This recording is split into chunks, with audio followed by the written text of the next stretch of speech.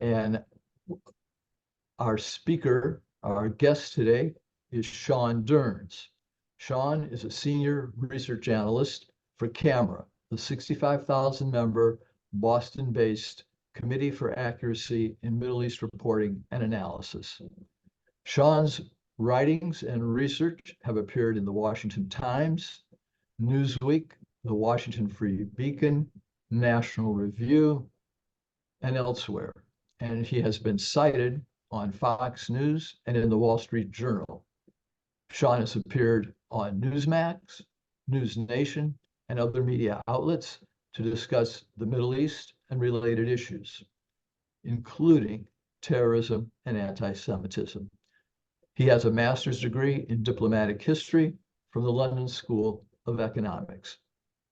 Now, before Sean begins his presentation, and we will have questions as we always do afterwards, a short, very short commercial for the Jewish Policy Center. If you're new to our webinars, I'll tell you that we are a slightly right of center policy organization. And we look at foreign policy, domestic as well, national security, defense, and U.S.-Israel relations, U.S.-Middle East policy. And we have a wide-ranging group of contributors to our website, jewishpolicycenter.org, to our quarterly magazine, In Focus, and to our frequent updates on the website under Insight.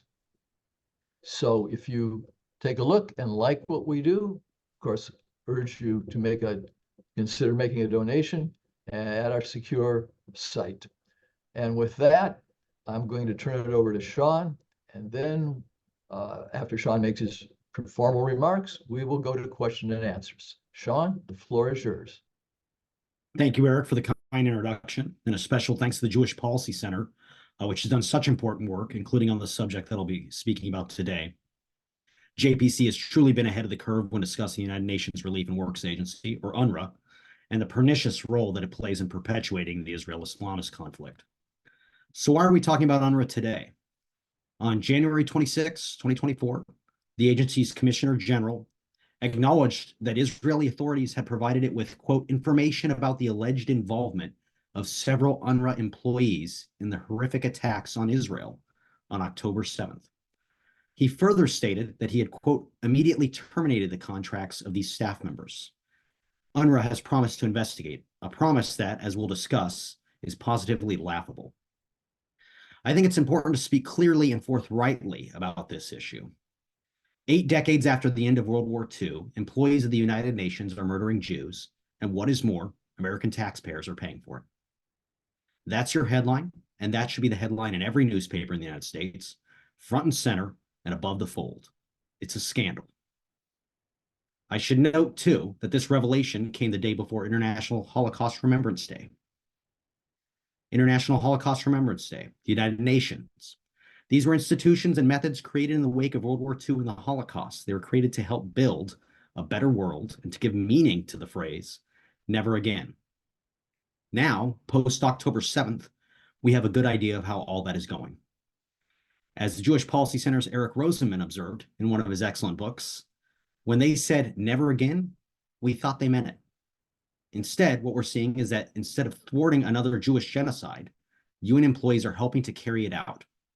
And they're enabled in this action by a complicit press, something that we here at the Committee for Accuracy in Middle East Reporting and Analysis actively work to highlight, as well as policymakers who should know better. Indeed, 4 days after UNRWA's admission, the Washington Post ran a column by columnist Josh Rogan, normally one of the more sane and level-headed individuals at a paper that is far from its glory days. Mr. Rogan blasted the UN employees who took part in the massacre, stating that they should receive swift justice.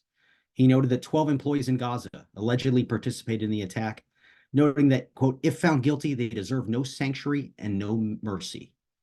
He also said that UNRWA has big questions to answer about this and other instances of some of its 13,000 employees seeming support for violence against Israelis, end quote. Importantly, he did not elaborate on what these some other instances were. I'll be detailing them shortly in a way that the Washington Post, with hundreds of employees, millions of dollars, and foreign bureaus can't, or more accurately, won't. The Post proceeded to decry proposed funding cuts to UNRWA, calling them, quote, cruel, and warning that they will have ripple effects that will make solving all of the Middle East problems more difficult. Yet it is UNRWA that is cruel, and far from being part of the solution, UNRWA is part of the problem. One can even argue that it is at the epicenter, feeding the twin beasts of anti-Semitism and rejectionism that are at the beating heart of the conflict. And despite attempts by the Washington Post and others to portray the recent news as merely, quote, a few bad apples, UNRWA shares Hamas's objective, the destruction of the Jewish state. Intelligence reports shared with the Wall Street Journal and published more than a day before Rogan's Washington Post column went to print revealed extensive UNRWA support for the October 7th massacre. No fewer than a dozen UNRWA employees had connections to the October 7th massacre, and at least 6 took part in the attack. At least 2 others helped kidnap Israelis, and others were tracked to sites where Jewish civilians were shot and killed. The journal also noted that other UNRWA employees coordinated logistics for the assault, including procuring weapons. UNRWA vehicles and facilities were also purportedly used. Intelligence estimates shared with the Wall Street Journal indicate that no fewer than 1,200 of its employees in Gaza have links to Hamas or Palestinian Islamic Jihad, and about half have close relatives who belong to these U.S.-designated terrorist groups. The Washington Post and others who defend UNRWA should be asked, how many UN employees aiding and abetting the systemic slaughter of Jews is too many before U.S. taxpayers quit footing the bill? I like my tax dollars to go to causes besides murdering Jews. Perhaps I'm old-fashioned, but it's important to understand that the October 7th massacre and UNRWA's involvement in it are not surprising. Founded in 1950 in the wake of Israel's War of Independence, UNRWA has spent decades fomenting terrorism and anti-Semitism. Indeed, its very mission is nothing less than perpetuating the Arab-Israeli conflict. Allow me to explain. UNRWA's core mission is the destruction of the Jewish state. While all of the world's other refugee populations fall under the jurisdiction of the UN High Commissioner for Refugees, UNRWA is the only entity devoted to a sole category, Palestinian refugees. And uniquely, UNRWA's definition of what constitutes a refugee includes people who are generations removed from the 1948 war, people who are citizens of new states, and people who live in the West Bank and the Gaza Strip, places that Palestinians themselves claim as part of a future Palestinian state. And in contrast to the UN High Commissioner on Refugees, UNRWA's definition of refugee is not aid-dependent. The UNHCR seeks to settle refugees. That is its mission. By contrast, UNRWA seeks to perpetuate the Israel-Islamic conflict, not only by actively aiding Hamas, but by maintaining the fiction that one can be a millionaire American-born model like Gigi Hadid and be a refugee. According to UNRWA's doctrine, these refugees will maintain their refugee status until they settle in Israel, a land that many weren't even born in. The sole purpose of this doctrine is the destruction of the Jewish state. By promoting this narrative, the agency ensures that the conflict can end only with the destruction of Israel. But this, too, is precisely what the agency's textbooks and educators teach.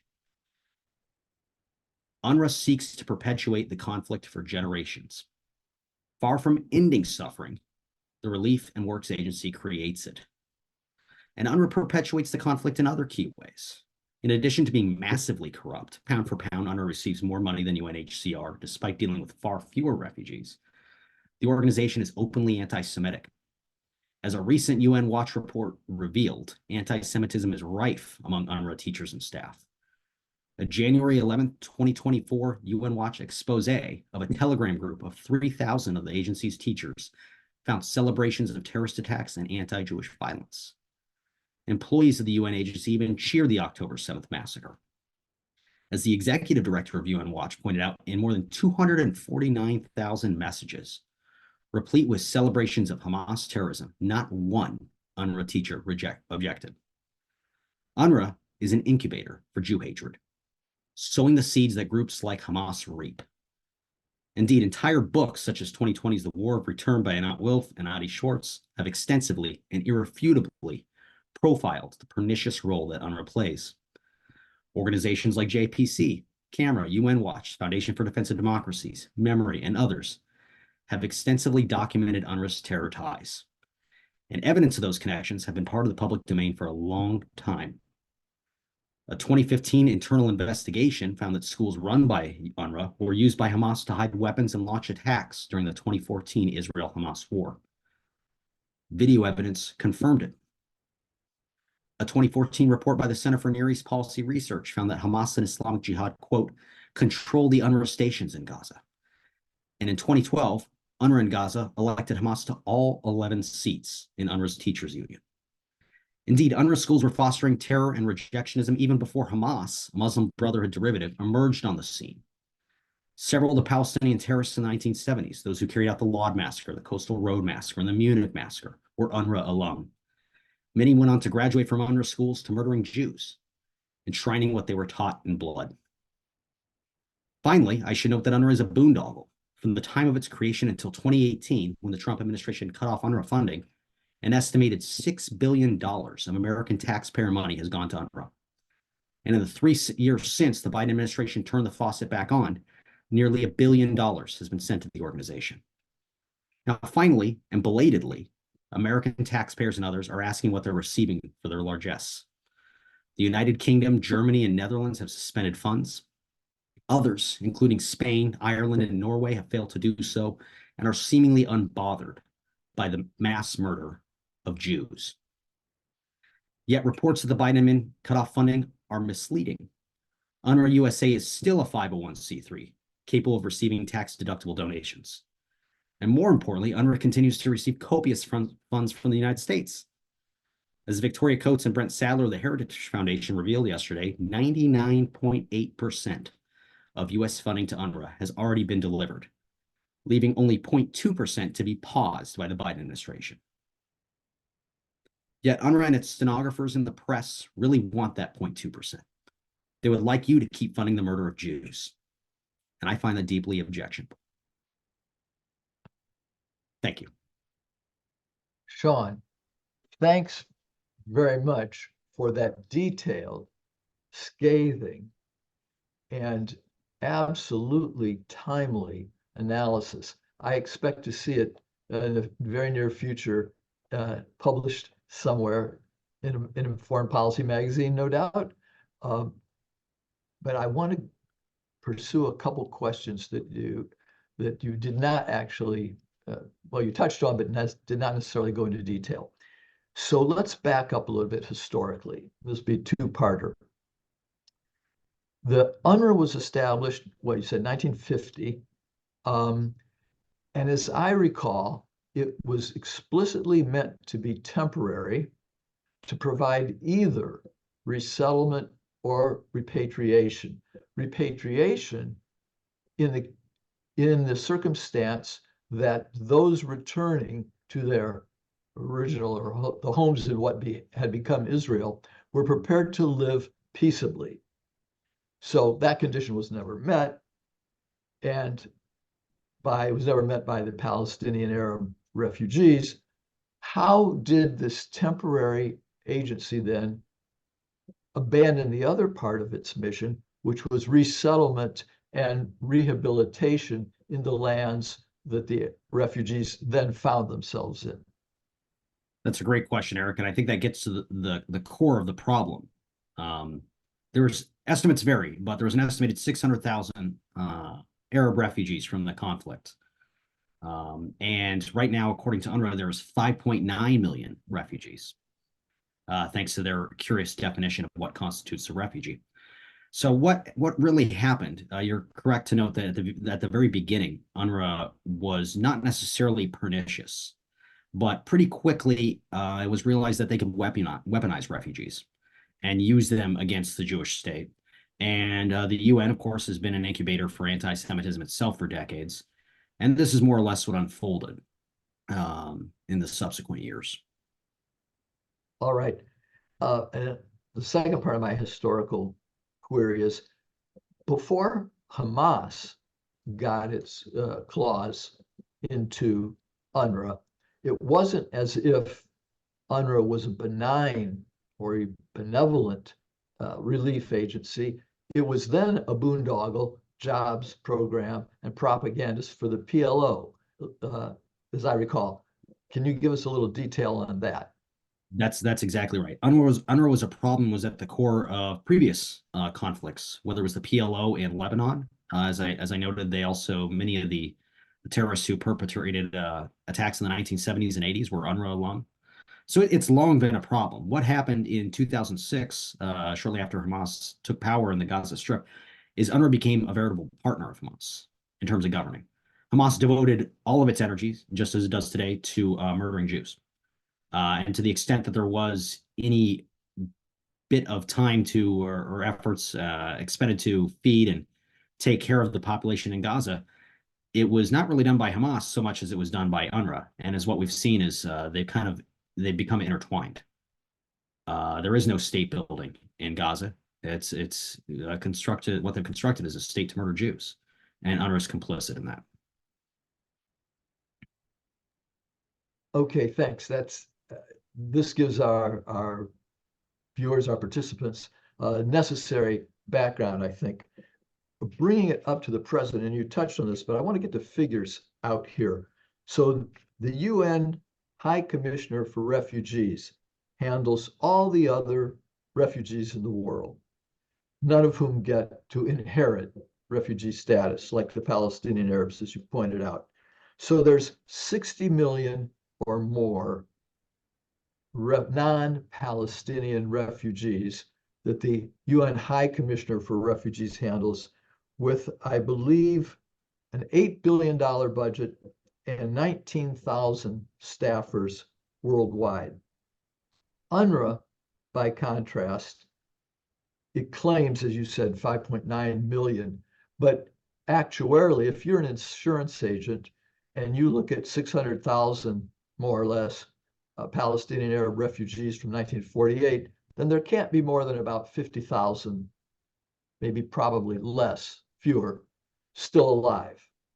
So to handle that tiny number, UNRWA has a $1.7 million budget annually and 30,000 staff members, 12 or 13,000 in Gaza, the rest in the West Bank, Lebanon, Syria, and Jordan.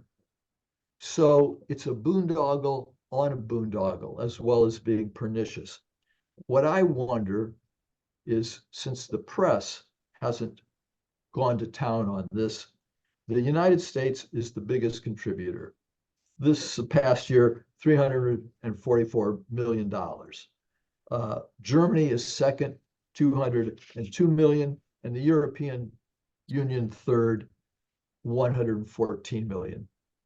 Now, I'm not positive about Germany, but I know that the EU and the United States declare Hamas a terrorist, designate Hamas a terrorist organization.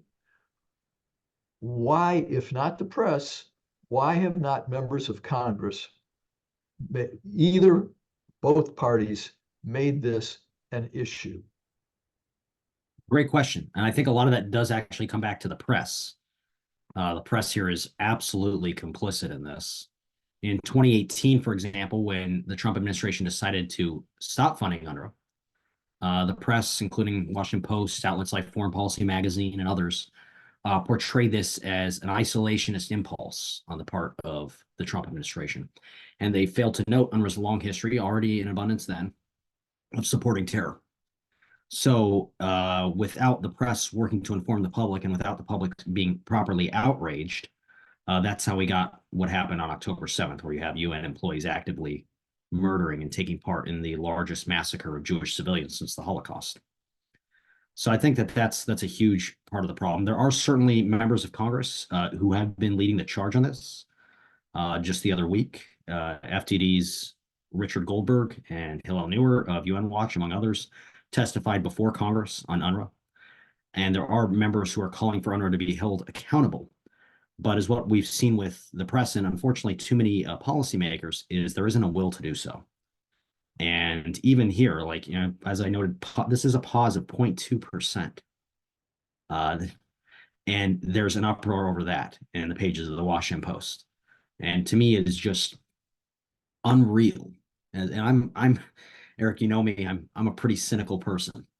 But I'm still nonetheless astounded that this is not front page above the fold news.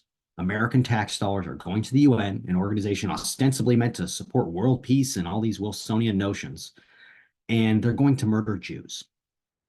That's the flat out, blunt, brutal truth of it. And I don't see how that is not front page news. It should be, and it's damning that it's not. Sean, I just want to say that I heard a generation ago a Washington foreign policy maven say that cynicism was the cheapest form of intellectual activity. I would not ever say you were a cynic. You are a thoroughgoing skeptic, and that is the source of your detailed analysis on a number of subjects, including this skepticism, not cynicism. You mentioned the Trump administration cutting off funding and the Biden administration resuming it for UNRWA. When we were getting ready for this webinar, I did a little research, and when the Trump administration cut off funding for UNRWA in 2018, it said that UNRWA's business model, quote unquote, was simply unsustainable. And it was based on, quote, UNRWA's endlessly and exponentially expanding community of entitled beneficiaries. You've spoken to this. Given that indictment, what justification did the Biden administration make on resuming funding for UNRWA, which I think they did very early in the first few days? They did indeed. This was one of the early moves that they made, just like delisting the Houthis from the list of foreign terrorist organizations, and all sorts of other things that we're now seeing. We're now dealing with the consequences of that. The justification is actually quite ironic, which is that they argue, and UNRWA's supporters argue, that UNRWA is key to building a Palestinian state and key to Palestinian sovereignty and the national aspirations, supposedly, of Palestinian people. Of course, I say that's ironic because they simultaneously will argue that the Biden administration will argue that they're against terrorism and they do not want the construction of another terrorist state. But that's precisely what UNRWA does. You can't be supportive of peace in the Middle East or a two-state solution, which we are bandied about, a sustainable two-state solution, and simultaneously support organizations like UNRWA, which have institutionalized anti-Semitism and anti-Jewish violence. So it is conflicting, and their logic is at a dead end. Dead end logic. Maybe I'm the cynic. I've been in Washington now longer than you, although I actually came from a less overheated place, Ohio, and dead ends don't seem to stop policy makers and policy analysts of many stripes. An aside, which I hope isn't an irrelevancy, we had for 2 generations a discipline and a group of people known as Sovietologists, almost none of whom understood the weaknesses of the Soviet Union or forecast its imminent collapse. Now we have a school of thought which seems to be impervious to facts that defines Palestinian aspirations for them, claiming that they want a two-state solution with the West Bank and Gaza Strip Palestinian state, when the Palestinians continually reject that. And this brings us back to UNRWA. A 2020 study of UNRWA textbooks done by the European Union found, quote, they suggest a conscious perpetuation of anti-Jewish prejudice, especially when embedded in the current political context. In other words, the context being the desire to destroy Israel, and the UNRWA text being a means of indoctrinating this belief. Have any of the big donors to UNRWA, including the United States, ever said, we have to clean the textbook up? You can't go on receiving our funding while you're indoctrinating the next generation. Has anybody ever made a stab at that? And if not, why not? Not really. So actually, under Secretary of State Hillary Clinton, she highlighted some of this pernicious material that was being used in UNRWA textbooks and so on. But in terms of actual action, no, not really. It's just been more hoping that things will somehow magically change. No real push for the reform. And this is also analogous to what we see with the Palestinian Authority. There's been all this talk about the Palestinian Authority and UNRWA being key to rebuilding Gaza and reconstituting Gaza. In fact, just the day before these revelations about UNRWA employees taking part in the October 7th massacre, a State Department spokesperson called for UNRWA to play a, quote, key role in rebuilding Gaza. So there's been no effort to reform these institutions that are actually perpetuating the conflict. And so then around and around we go. And this is just, there's no real effort to change any of this writ large. To be sure, there are certainly members in Congress that are working to do so. But when it comes to enough will to sustain, I mean, as I said, the 0.2% being paused, that's pathetic. I'm going to go to some questions now that people are calling and typing in here, and I'm going to ask you a couple of them so we don't get run out of time, and then they get on the table. So one of our participants asks, why was UNRWA established in the first place instead of using the High Commission for Refugees, UN High Commissioner for Refugees? So we're going to keep a running list here. So that's one. Why was UNRWA established separately? Another, is UNRWA tied in some way to Qatar, which we know plays a double game, trying to be an interlocutor diplomatically for the United States while hosting Hamas leaders? Let's go with those two right now. Perfect. So Qatar's role in UNRWA, certainly Qatar is another one of these major players in the Middle East, just like the Palestinian Authority, just like UNRWA, which is at the center of the problem. They're part of the problem. They're not part of the solution. Their own personal contributions to UNRWA are actually rather meager compared to other nations. But in terms of fomenting the same sort of ideology, Qatar's been very, very active in influencing media outlets and also in influencing education here in the United States and elsewhere, giving it an anti-Zionist and often anti-Semitic bent. So they're part of the problem too. And I think they're very happy to have UNRWA keep on teaching what things that they agree with and happy to not have to pay for it. So it's ironic as far as that goes. And as far as UNRWA in a separate UN agency being established, I'm not sure exactly why that unfolded. I can tell you that it pretty quickly, it took on a life of its own. And it was clearly used by Arab states, Saudi Arabia, Egypt, and others to keep the conflict alive. And it did that in the early decades and gave support to the PLO, PFLP, and other terrorist groups that were very active in the 1970s and 60s. And now it is again morphed to supporting Hamas in Gaza. I want to unmute myself first. The second thing is I want to ask, Israel has played, if not an ambiguous, then sometimes a self-contradictory role here. I'd like you to go into that if you can. On the one hand, especially since October 7th, Israel, the Israeli government, has been very explicit in pointing out the UNRWA's not just shortcomings, but its malign activities.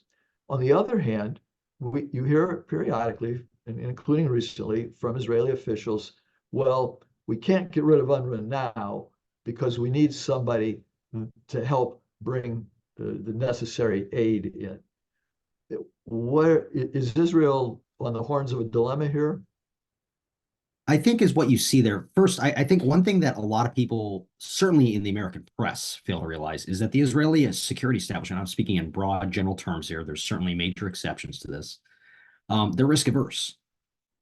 If you were to read the Washington Post, you'd think that the IDF wants to conquer Gaza and, is some sort of, quote, Zionist entity that's hell-bent on restructuring the Middle East. None of that's true, of course. The IDF generally, many and the Israeli security establishment are actually pretty risk averse. and they do not want to rock the boat. And this is the same sort of attitude that actually I think you see in particular with the American State Department.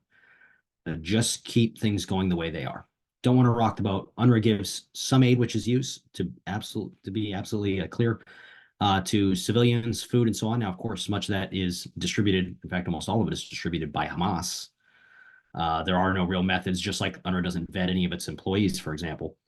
So I think it's more about not upsetting the status quo, and this sort of thinking that has been prevalent in certain echelons of the Israeli security establishment, which is, just keep mowing the grass.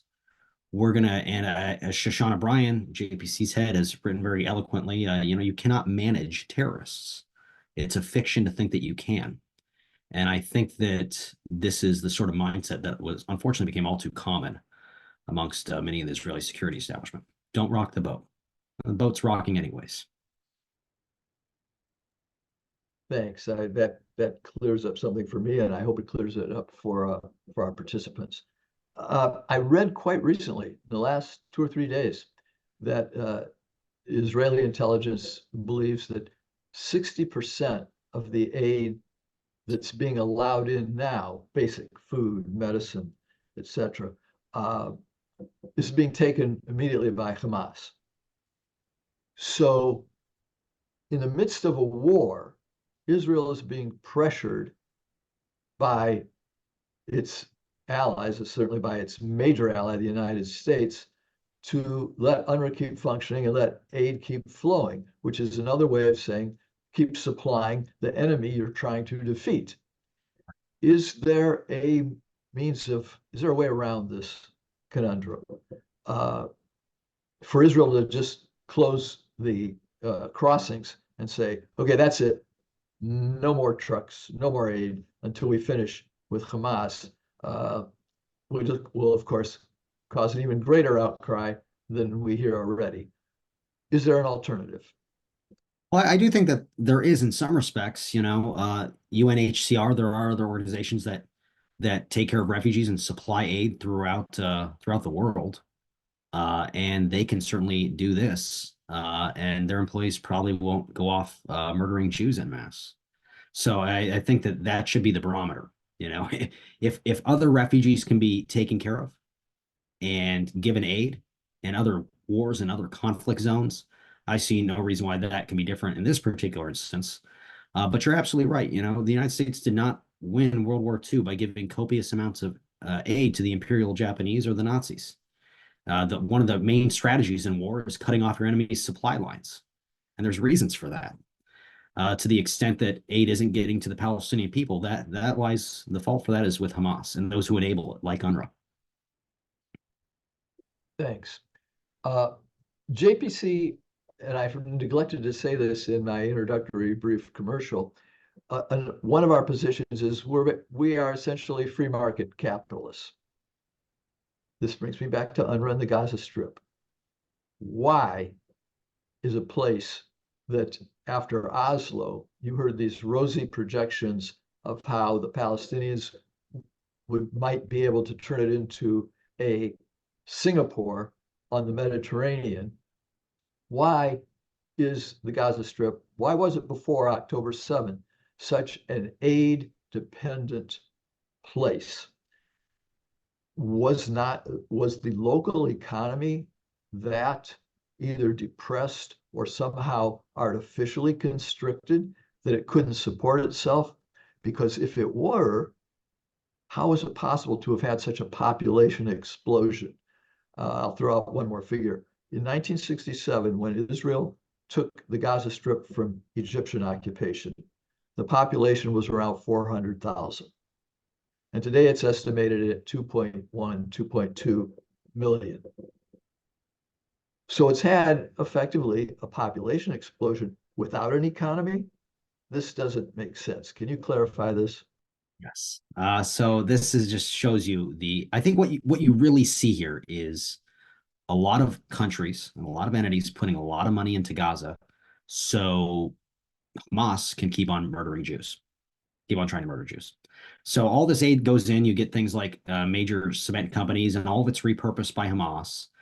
There's no the stat that you just highlighted about the burgeoning population in Gaza, I think, goes to show that allegations that Israel's perpetrating a genocide is just, you know, and not, I wouldn't say it's laughable because, of course, it's actually anti-Semitic to accuse people that have been the victim of one of the worst genocides in history to be perpetrating one in Gaza. And it's clearly not true. There's a great account that I would recommend everyone to follow, a great social media account. It's called The Gaza You Don't See. And they were highlighting things that, in fact, Gaza did have I don't want to say it was a decent economy because it was led by a kleptocratic terrorist group, but the average quality of life for many Gazans was actually quite good. It was not, in fact, an open air prison as Hamas apologists and the Washington Post, but I repeat myself, often make it seem to be. And now you see all these people say, "Oh, look, the IDF is destroying Gaza." Well, wait a second. Last year you were saying that this was an open air prison. So which is it? And of course, the answer is it is whatever it takes to blame and castigate the Jewish state. So if that means last year it was an open air prison where people are just living in slums, well, now this year, now the IDF is actually occupying Gaza. Now they're looking back as Halcyon days and things were so great in Gaza last year. It's absurd, and it just shows you the fundamental dishonesty at the heart of all these individuals and entities. Sean, normally we go with our JPC webinars about 45 or 50 minutes. Now, I know from our talking beforehand today that you have been doing a magnificent job while suffering from strep throat. So we're going to cut it down a little bit. So we'll wrap it up in the next 5 to 10 minutes. And I want to get two more questions that people have sent us. I'll shorten them. But one asks, and we've touched on it, but I'll phrase it slightly differently. What is the political or policy motivation for the Biden administration to continue to prop up UNRWA if there's a recognition that they're actually not part of a solution? Yet, for some other reason, we're going to keep propping them up. I'd like to know what you think that other reason might be. And another one of our participants notes that there have been videos of UNRWA facilities found and UNRWA and European Union sponsored kindergarten rigged with explosives. Now, this goes into my next question, so we'll just wrap it up. We'll put them all in one. We'll put them all together. In 2014, the parking lot at UNRWA's Gaza Strip headquarters began to collapse. Everybody knew, according to a former UNRWA employee, why? Because Hamas was digging a tunnel under the parking lot. No one talked about the collapse. No one investigated the collapse. No one said anything about the collapse. It cannot be that the Western intelligence, US intelligence, didn't know about this at the time. Who benefits? Why the long-standing cover-up of all this information about UNRWA's malign activities? And let me throw out an answer and you can bat it down. If the Western European countries with large Muslim immigrant populations were to take the necessary action toward UNRWA, they would face difficulty at home. Were the United States to cut off UNRWA permanently, it would pose a political problem for some people and some candidates in the United States. Is that the reason, or am I missing something? I think that is probably the most charitable explanation. And I think there's certainly some truth to it, a great deal of truth. I think less charitably, one could argue that this is all part of the war to destroy Israel, to destroy the Jewish state, and that some entities can be less honest about it than others. Hamas is quite open about what it aims to achieve. And so, for that matter, is UNRWA. If you look at their textbooks and you look at their teachers, those who support Hamas support UNRWA, or at least want to continue with the prevailing status quo and continue to fund failure, are being a little bit less open about their objective, but it remains the same, which is the destruction of Israel. And that's the less charitable answer. I don't think it's true for everyone, but I think it's certainly true for many individuals. You can't sit there and say that you want to destroy Israel and the Jewish state. I mean, you can if you're, an academic working on an American college campus or running the editorial board of the Washington Post. But for everyone else, it can be a little bit more difficult. So just continue with the prevailing, failing status quo. Don't rock the boat. Continue to fund people that want to murder Jews and hope no one notices. And that's what I think we've had. Our policy in the Middle East, certainly our policy regarding UNRWA, is one of funding failure. It is a failed policy, and it's been failing for decades. And entities like JPC, FTD, Camera, and others have been highlighting this. And now it is absolutely undeniable. It's been undeniable. So will things change? It depends on will. The will of do Americans want to keep funding an entity that wants to murder Jews, that does murder Jews? Sean, Shoshana likes to wrap up these webinars with something positive from our guests. And because our topics usually are fraught with difficulties, that can be rough. You have thoroughly you have been utterly honest and plain spoken here, which has caused me and no doubt some of our participants to be suffering right now from a feeling of a little bit of depression on this subject and its seeming intractability. Yes. I want to offer you a chance to uplift us at least a little. It sounds to me, from what you've highlighted today, that UNRWA is unreformable, and there's not much political interest outside, real interest, genuine, other than lip service, outside of Israel and the United States to do that. Since UNRWA is an agency of the UN, the core of the difficulty and perhaps the lever for any improvement lies with the UN, in toto. In other words, maybe the United States needs to brandish a big stick in terms of overall American funding for the United Nations, which is disproportionately large, and that's understating it, to force, I won't say reform, replacement of UNRWA. So is that at all logical first and possible second? I think it's both. Here I am being all optimistic. It is it is both logical and it is possible.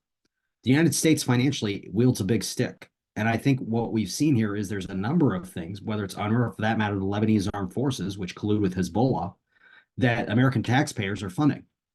And to what end? And I think there's going to be increasingly people asking that question. They're certainly asking it now. And I think that's going to be part of a trend. So I would say that that's something positive. And beyond that, I would also say that it is actually what we've seen happen with, say, the prevailing mindset amongst, again, the Israeli security establishment. That's a broad general term.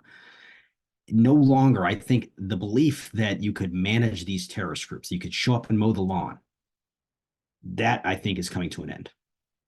And so that's something tremendously positive. Very tragically, on October 7th, we've seen that some of the policies that were kind of taken for granted in Israel are now, they're no longer accepted, or certainly they have a lot less support. So I think that that is a huge positive.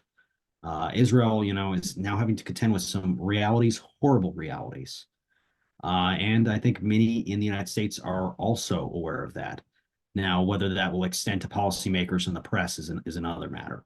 But certainly in Israel itself, I see tremendous reason to be positive. And I'd also add that the Israeli Defense Forces are doing a tremendous job in Gaza. By my sights, anyways. I think that they've made tremendous progress against Hamas, and they've managed to reveal things like all these UNRWA schools and facilities that are just absolutely, they're Hamas facilities, and they're funded by American taxpayers, and that needs to end. Sean Durns, I want to thank you on behalf of all our participants today for an absolutely enlightening, detailed, timely, and essentially call to arms. I appreciate it very much. Sean, thanks, and feel better. Thank you, Eric. Thank you very much.